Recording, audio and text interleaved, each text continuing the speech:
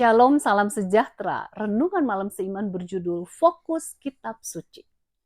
Kamu menyelidiki kitab-kitab suci, sebab kamu menyangka bahwa olehnya kamu mempunyai hidup yang kekal. Tetapi walaupun kitab-kitab suci itu memberi kesaksian tentang aku, Yohanes 5 ayat 39. Oleh sebab kasih karunia Allah, maka ia memberikan kepada kita firman-Nya. Apakah yang kita dapat pelajari bila kita membaca firman Allah? Buku Kepercayaan GMAHK halaman 14 mengatakan Alkitab mengungkapkan Allah dan mengekspos kemanusiaan. Mengekspos kesulitan yang kita hadapi dan menyatakan jalan keluarnya. Kitab itu menyampaikan bahwa kita sudah hilang jauh dari Allah serta menyatakan Yesus satu-satunya yang mencari dan membawa kita kembali kepada Allah. Dengan demikian, Yesus adalah fokus dari kitab suci. Apakah itu dalam perjanjian lama maupun dalam perjanjian baru? Satu hal yang menarik bahwa Yesus merupakan kegenapan dari nubuatan Kejadian 3 ayat 15. Bila mana kita baca dalam Mika 5 ayat 2, kita dapatkan tempat kelahiran Yesus telah dinubuatkan di Bethlehem. Kemudian Yesaya 7 ayat 14 tertulis nubuatan mengenai Yesus yang akan dilahirkan oleh seorang perawan. Demikian juga pelayanan Yesus telah dibeberkan dalam Yesaya 61 ayat 1 sampai 13 sampai 3 maksudnya, dan pengorbanannya telah dinyatakan dalam Yesaya 53. Bahkan buku Daniel secara jelas memberikan waktu-waktu yang tepat dari peristiwa penting dalam kehidupan hidup Yesus.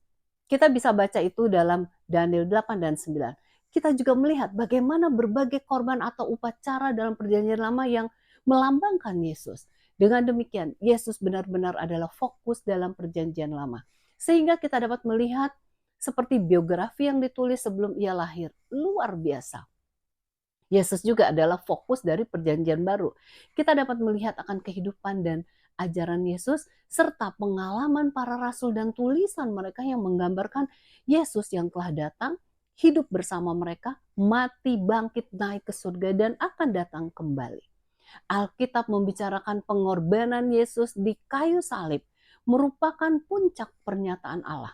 Salib yang menunjukkan jahatnya manusia, namun salib yang menunjukkan kasih-Nya yang kekal.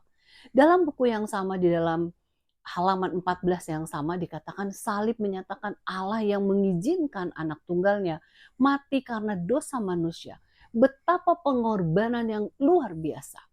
Pernyataan apakah yang lebih besar dari yang telah ia buat? Sesungguhnya fokus Alkitab ialah Yesus Kristus. Ia berada pada pusat panggung drama kosmis. Tidak lama lagi kemenangannya di Golgota akan mencapai puncaknya pada pembinasaan orang jahat. Manusia dan Allah akan dipersatukan kembali. Tema kasih karunia Allah di dalam Yesus adalah tema Alkitab. Marilah kita terus mempelajari firman Tuhan agar kita dapat lebih mengenal Kristus, fokus dari firman-Nya. Sehingga kehidupan kita dapat memantulkan tabiatnya. Kiranya Tuhan memberkati.